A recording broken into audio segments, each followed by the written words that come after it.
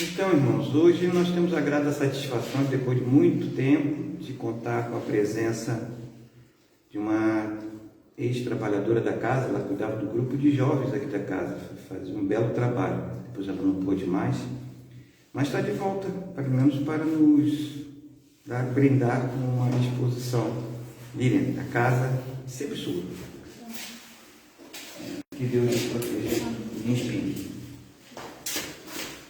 Boa noite a todos. Que a paz de Jesus esteja em nossos corações, germinando essa sementinha, né? Que a gente todo dia rega, cultiva, que é o amor. Esse é o objetivo nosso, né? E justamente por isso eu escolhi hoje o tema A Lei do Amor, baseado no Evangelho segundo o Espiritismo, lá no capítulo 11. Então a gente vai falar um pouquinho sobre o amor. E quando a gente fala de amor, a gente pensa que a gente já sabe tudo, né, do amor. Porque a gente tem uma ideia, inclusive, de que a gente já está praticando esse amor no nosso dia a dia, na nossa vida. Mas isso é só um ensaio, né, que é realmente o amor que a gente vai falar aqui essa noite. A primeira ideia de amor que a gente tem é aquele amor de casal, né? Quando a gente está namorando, quando a gente casa, né? O amor que temos pelo nosso cônjuge, o amor que temos pelos filhos, pelos netos, pela família, né?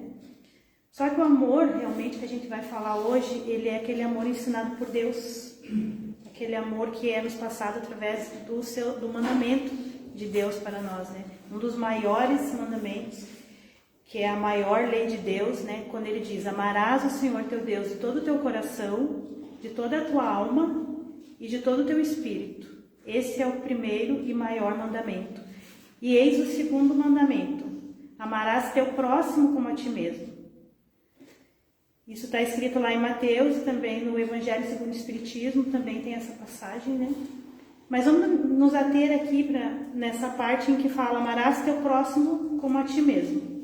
Então ele está ali nos alertando a importância da gente se amar, porque se a gente não se amar, a gente não consegue amar o próximo.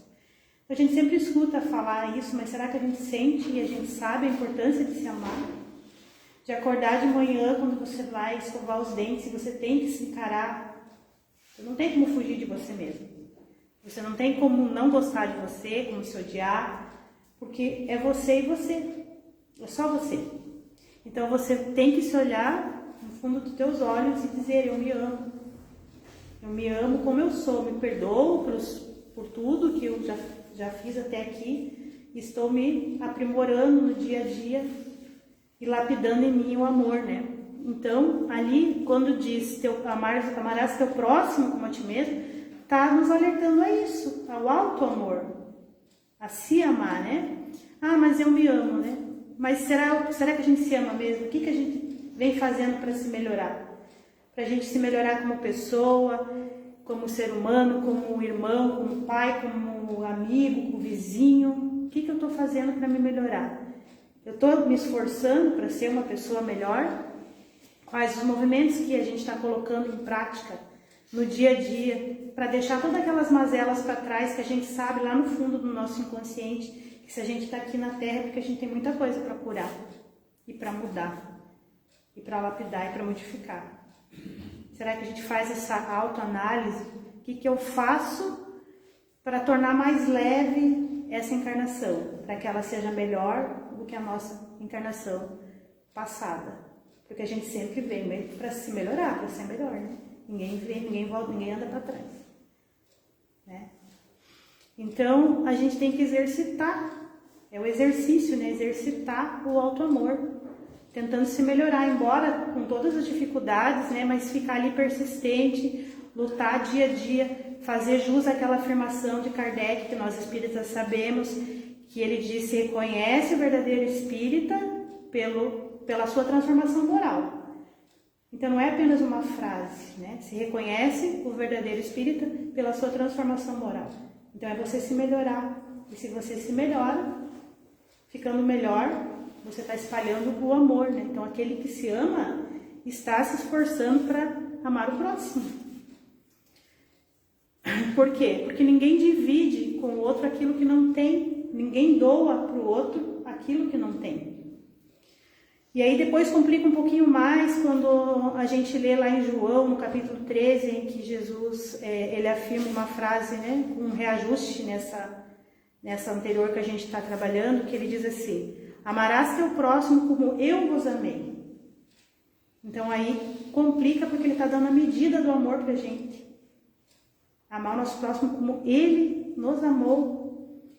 E aí, se eu estou nesse movimento muito lento e vagaroso de me amar, se eu estou assim, então quando era naquele outro que é amar o próximo a ti mesmo, estava bom, porque se eu nem me amo, nem eu me amo, então estava tudo certo. Mas quando aqui Jesus disse que eu vou ter que amar o meu próximo como ele nos amou, ele dá a medida para a gente. Não é qualquer amor, é o amor. O amor universal, o amor de irmão. A gente tem que olhar o nosso irmão como nosso irmão realmente, não só da boca para fora. Como no Pai Nosso, né, naquela palestra que eu fiz, o Pai Nosso, só o título já é Pai Nosso. Se ele é Pai Nosso, é Pai de todos. Se ele é Pai de todos, todos somos irmãos. Então não é apenas um falar o Pai Nosso, né, falar com o coração, sabendo o que está falando. Então, a gente, nesse movimento vagaroso, a gente acha que qualquer amor tá bom, né? Que eu posso compartilhar da mesma forma que eu me amo, eu vou compartilhar esse amor com o meu próximo. Então, olha esse pensamento, né? Então, a gente fica ali numa zona de conforto, achando que tá tudo certo. Então, Jesus veio, deu a medida para a gente amar uns aos outros como Ele nos amou. E a gente tem a dimensão desse tamanho, o tamanho desse amor que Jesus teve por nós. E tem até hoje, né? E tem o tamanho desse amor que Cristo mostrou para nós com os seus exemplos no dia a dia, com os nossos irmãos. Então a gente vai perceber algo muito sublime, muito profundo, né? Muito mais profundo do que a gente possa imaginar, é o amor de Cristo. E aí nós vamos ver uma frase lá de Leon Denis, que está no livro O Problema do Ser, do Destino e da Dor, que diz assim: o amor, como comumente se entende na Terra, é um sentimento, um impulso do ser, que o leva para outro ser com o desejo de unir-se a ele. Mas na realidade o amor reveste formas infinitas, desde as mais vulgares até as mais sublimes. O amor é uma força inachaurível e renova-se sem cessar, e enriquece ao mesmo tempo aquele que dá e aquele que recebe. Então nesse texto, Leon Denis, ele está nos mostrando que o amor, ele é esse que leva a gente amar a outra pessoa sem interesse. Sem nenhum interesse, é um amor indulgente, é aquele amor que deseja a felicidade do outro. É aquele amor que sofre com o sofrimento do outro, né? É aquele amor que a gente luta para tentar amenizar o sofrimento de alguém, de um irmão. André Luiz Pechin, presidente da Federação Espírita Baiana, ele contou um caso, para você ter uma ideia desse amor indulgente que nós estamos falando, que num congresso espírita em 2013, faz tempo, gente. É bastante curioso, né? Ele era médico de profissão e presidente da Federação Espírita lá da Bahia. E estava no início das atividades dele de medicina e foi chamado para atender no hospital baiano, ficar ali no plantão. Então ele estava trabalhando e foi alertado pelos companheiros de trabalho que tinha alguém muito importante no hospital para ele atender. Daí ele vai ao encontro desse paciente e junto com mais um companheiro de profissão, os dois vão, e ele pergunta: mas quem é essa pessoa tão importante que eu tenho que atender? E o amigo dele responde: trata-se da nobre irmã Dulce. E ela estava naquele hospital, isso ele contou num congresso. Então, todos nós já sabemos aqui do trabalho maravilhoso que a irmã Dulce faz, né? Por isso ela é essa pessoa importante. E ela tem esse trabalho lindo no caminho da caridade e do amor, né? E ele fica surpreso, diz: nossa, mas ela, eu não sou digno de ajudá-la. Daí ele diz: não, você está no plantão e sim, você vai ajudá-la. Então ele vai chegando até ela, encontra ela com um semblante assim extremamente sofrido e pergunta para ela o que ele pode fazer para ajudá-la, aonde que estava doendo, né? E ela falou: olha, eu tenho dores horríveis, e aponta a região onde tem aquelas dores. E aí ele convida ela para sentar na cadeira de roda, que eles iam se dirigir até o consultório dele para fazer os exames, para medicá-la, né? Daí ela disse para ele: o senhor não está entendendo. Eu estou com dores, mas o senhor vai medicar ele. e a ponta lá fora, mais para frente no corredor, tinha um andarilho que estava ali há mais ou menos uns 2 dias e esperando exames, esperando ser atendido, e ele estava ali jogado numa maca no corredor. E no primeiro momento ele não entende, né?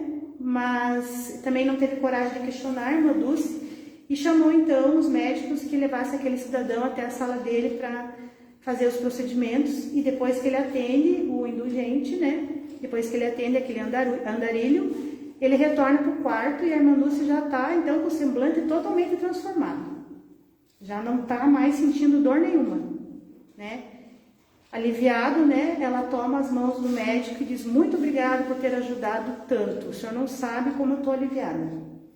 Por quê? Porque ela sentia as dores do outro. Isso é o amor, né? Você vai até um local, por exemplo, do hospital e vê uma pessoa sofrendo mais que você quer que o médico, não deveria ser assim como ela fez, né? Que o médico atenda primeiro aquela pessoa que está sofrendo mais. Você toma as dores do seu irmão.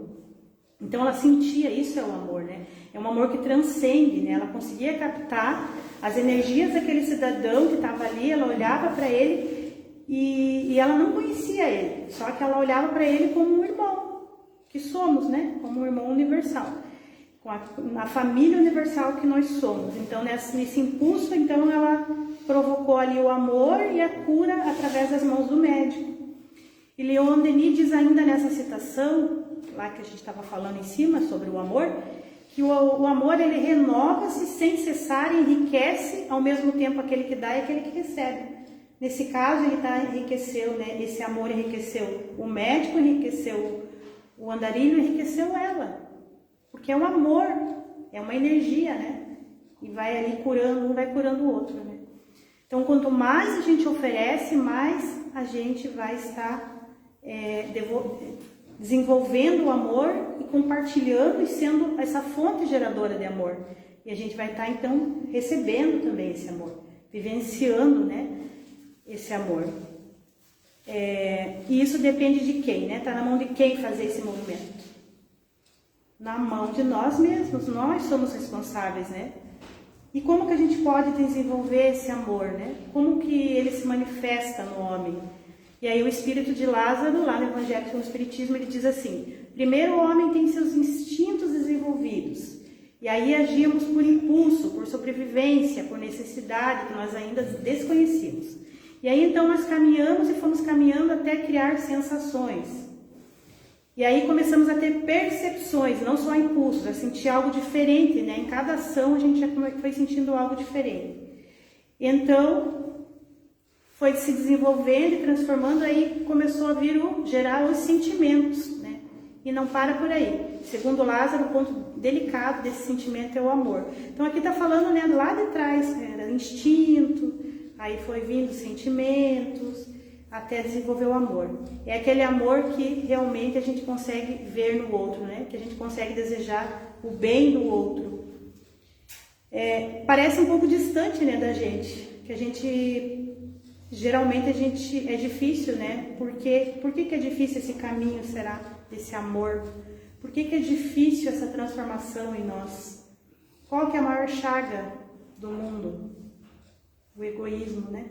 O egoísmo. E a doutrina, ela vai nos tirando dessa sombra, né? E colocando uma luz, a luz da razão na vida da gente, para que a gente possa despertar, dar um chacoalhar na gente, um chacoalhar da poeira e falar: agora é comigo. Eu preciso iniciar em mim a minha transformação. E como que esse amor pode gerar efeito nos outros, começando em mim? O que ele vai causar, né? Olha que interessante essa citação aqui de Lázaro, que diz. A pergunta é, né? Qual efeito a lei do amor causa na criatura humana? Então, ele substitui a personalidade pela fusão dos seres e extingue as misérias sociais, dando lugar aos sentimentos nobres de fraternidade e respeito pelo semelhante. O homem, então, ama com amplo amor os seus irmãos em sofrimento, desconhecendo a miséria do corpo e da alma. Então, aqui a gente vê que, segundo Lázaro, quando o amor começa a se manifestar em nós, criaturas humanas, ele começa a eliminar a personificação, o nosso eu, o nosso ego, que tão fortemente ainda grita, né, nas nossas ações, para que ele possa observar essa fusão dos seres, ou seja, ele passa a fazer parte de um todo. Para fazer parte disso, eu preciso Não posso ser um ser isolado, eu não posso viver, eu só me amo. Claro que eu tenho que me amar, como eu já falei no começo, né? Mas não sou só eu. Eu preciso compartilhar sensações, compartilhar emoções, compartilhar esse amor.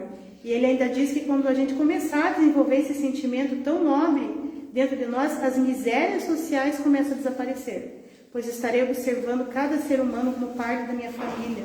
Então, olha quanto importante é o amor. Mas por que será que é tão difícil, né? Se eu sei que eu preciso amar, que eu preciso desenvolver o amor dentro de mim, por que eu não faço, né? É aquilo que eu acabei de falar, né? Entre outras coisas, a gente carrega com a gente um sentimento tão infeliz, né? Que eu acabei de falar, que é o egoísmo, né? Diz aqui também no mesmo livro, o egoísmo tem como base o sentimento de interesse pessoal e impede que no coração do homem se desenvolvam outros sentimentos mais nobres. Então a gente vê aqui que o egoísmo é que é o causador de tudo, né? Entrevando assim o progresso moral. O egoísmo é a verdadeira chaga da sociedade e está no fundo de todos os vícios. Deriva todo o mal do egoísmo. À medida que os homens se instruem acerca das coisas espirituais, menos valor dão às coisas materiais. Ou seja, o egoísmo faz com que eu enxergue tudo sob a minha ótica, faz com que eu coloque o meu eu na frente de tudo e de todos. E aí eu me perco, porque eu fico preocupado apenas com a minha forma de pensar, como eu sendo o centro das atenções, e eu deixo de me preocupar com o outro. Eu só me preocupo comigo, não me preocupo nem com o que o outro sente, com o que o outro pensa, eu só me preocupo comigo, né? E isso é totalmente um movimento contrário do que Jesus nos ensinou como caridade. Está lá no Livro dos Espíritos, que a gente estuda sempre, né? E que inclusive tem uma pergunta para os espíritos, qual dos vícios é considerado radical, e eles são enfáticos em dizer que é o egoísmo. Afirmam ainda os espíritos que não é possível eliminar os demais se a gente não focar na sua fonte, na sua raiz, no centro de tudo, que é o egoísmo. Então, quando a gente não combater o egoísmo, ele vai estar neutralizando todas as outras qualidades que a gente possa ter, ou querer ter, ou pensar em ter. Enquanto a gente estiver vivendo com egoísmo, não tem mudança, não tem transformação. Então é algo muito sério, é algo que a gente precisa buscar esforço para combater. E aí alguém pode perguntar, o que fazer então para deixar de ser egoísta e para fazer parte daqueles que compartilham da lei do amor, da lei da caridade, né? E a resposta é simples, né? Fazer a caridade com humildade, a gente sabe o que é, mas fazer a caridade sem que não diminua ninguém, que não ofenda, que não humilhe aquele que recebe da gente, né? Essa caridade, seja qual for. Embora essa caridade material ela seja importante, a caridade vai muito além da material, né? Então que a gente faça de coração as outras caridades, que não só a material. O abraço, a oração, né? A boa ação para a pessoa, mandar energia para a pessoa, tudo isso é caridade moral. Então, que bom se a gente não precisasse perdoar ninguém também, né? Que a gente já tivesse nosso coração aflorado tanto amor que a gente não ia ter mágoa para precisar perdoar. Se eu não tenho mágoa no meu coração, eu não preciso perdoar ninguém. Então, que bom fosse assim, né? Que a gente tivesse isso no nosso coração, tivesse nosso coração já florido. E quais as características daquele que está desenvolvendo o amor dentro de si? Lá no Evangelho, segundo o Espiritismo, as características desse homem ele é leal, ele é íntegro, consciencioso, faz aos outros o que gostaria que ele fizesse. Então vamos pensando nessas frases que eu estou falando. Sou leal, eu sou íntegro, eu sou consciencioso, eu faço para os outros o que eu gostaria que fizessem para mim. Suaviza as dores do seu irmão. O que eu faço para suavizar a dor do meu irmão quando acontece alguma coisa no meu vizinho, com meu amigo, com a minha família, aqui no Centro Espírita, em qualquer lugar? O que eu faço, né? Eu considero como sua a grande família. Isso quer dizer o quê? Todos somos uma grande família. Se a gente tiver essas características, é a característica de quem ama. Quem ama tem essas características. Vou dar mais um exemplo aqui de Madre Teresa. Ela recebia um homem sempre levava lá no local de trabalho, ela trabalhava com os doentes, né? A Madre Teresa. E ele sempre levava um cheque, né? Para ajudar ali com os trabalhos dos doentes, ele entregava aquele cheque, que ela ajudava ali os menos favorecidos. Um dia ele questionou com a Madre Teresa por que ela fazia aquilo com tanto amor, né, que ela se dedicava. E ele via ela acariciando as pessoas com chagas, pessoas doentes, né, pessoas com feridas, e ela abraçava, beijava aquelas pessoas, né. As suas mãos eram como luzes, né, e ele perguntou por que ela fazia isso, e ela responde: é porque em cada ser que eu tenho a oportunidade de fazer algo bom, eu enxergo Jesus. Então, ele fica pensativo, né, daquela resposta da Madre Teresa. Ele volta para as suas atividades. No mês seguinte, quando ele ia levar o cheque, ele vai um pouco mais cedo, né, e então ele entra lá e quando ela chega, ela pega de surpresa ele fazendo a mesma coisa que ela fazia, seguindo o exemplo dela. Ali também, com aqueles irmãos, conversando, abraçando, pegando na mão, né? E ela diz: nossa, irmão, o que você está fazendo? Daí ele diz: também estou atendendo a Jesus e estou treinando por enquanto, né? Até chegar, imagine, aos pés dela, né? Estou treinando por enquanto, mas é meu objetivo, amar, né? E esse tem que ser o nosso objetivo também, chegar a Jesus nas pessoas, lembrar, né, do que Jesus faria no nosso lugar se a gente estivesse ali com aquela pessoa. E se a gente fizer isso, né, oferecer o amor que ele nos ofereceu e ofereceu para os nossos irmãos, em todas as passagens que a gente vê, esses exemplos, a gente com certeza vai estar plantando a sementinha do amor no nosso coração. Aí então, André Luiz vem com uma mensagem muito bela, chamada Tudo é Amor, do livro Apostilas da Vida. Tem essa mensagem, que é até um poema, né? Tudo é amor. Observa, amigo, em como do amor tudo provém e no amor tudo se resume. Vida é o amor existencial. Razão é o amor que pondera. Estudo é o amor que analisa. Ciência é o amor que investiga. Filosofia é o amor que pensa. Religião é o amor que busca Deus. Verdade é o amor que se eterniza. Ideal é o amor que se eleva. Fé é o amor que transcende. Esperança é o amor que sonha. Caridade é o amor que auxilia. Fraternidade é o amor que se expande. Sacrifício é o amor que se esforça. Renúncia é o amor que se depura. Simpatia é o amor que sorri. Altruísmo é o amor que se engrandece. Trabalho é o amor que constrói. Indiferença é o amor que se esconde. Desespero é o amor que se desgoverna. Paixão é o amor que se desequilibra. Ciúme é o amor que se desvairia. Egoísmo é o amor que se animaliza. Orgulho é o amor que enlouquece. Sensualismo é o amor que se envenena. Vaidade é o amor que se embriaga. E, finalmente, o ódio, que julga ser a antítese do amor, não é senão o próprio amor que adoeceu gravemente. Tudo é amor, e não deixes de amar nobremente. Então vamos sempre em nossas orações pedir ao Mestre Jesus que Ele esteja derramando sobre nós bênçãos de amor. E que essas bênçãos de amor que Ele derrame sobre nós transborde dentro da nossa alma, atingindo a todos os nossos semelhantes, nossos irmãos, e que possamos começar desde agora, desde já, desde hoje, a exercitar esse amor que existe dentro de nós, que está escondido, talvez pelo nosso orgulho ou pelo nosso egoísmo, né? Mas vamos nos abrir e nos permitir e deixar esse amor florescer dentro de nós.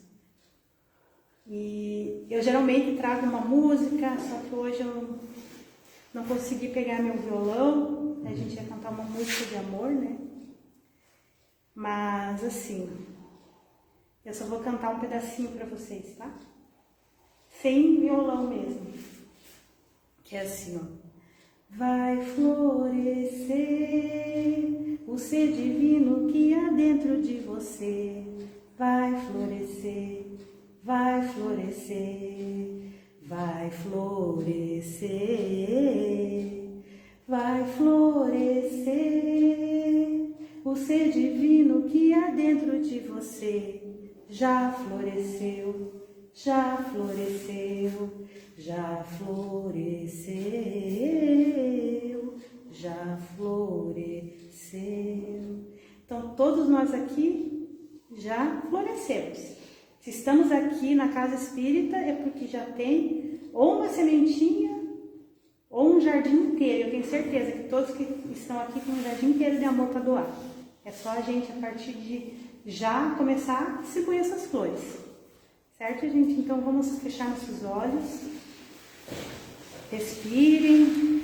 Agradeço a Deus a oportunidade da vida, de poder estar vivo, ter saúde, para estar aqui nesse momento, compartilhando com nossos irmãos de todo o amor. Vamos pedir a nossos irmãos que estão nos hospitais, que estão nas ruas com fome, aos nossos irmãos que estão no vício, seja qual vício for, da bebida, da droga. Vamos pedir por eles, que Deus tenha piedade deles, da sua família, que eles possam largar tudo aquilo que lhe faz mal e se nutrir de todo o bem que é viver, de todo o amor. Pedimos pelas crianças que estão nos orfanatos, nos hospitais. Pedimos pelos idosos que estão nas casas de repouso, pelas pessoas, por todos os nossos irmãos que estão passando por momentos de dificuldade.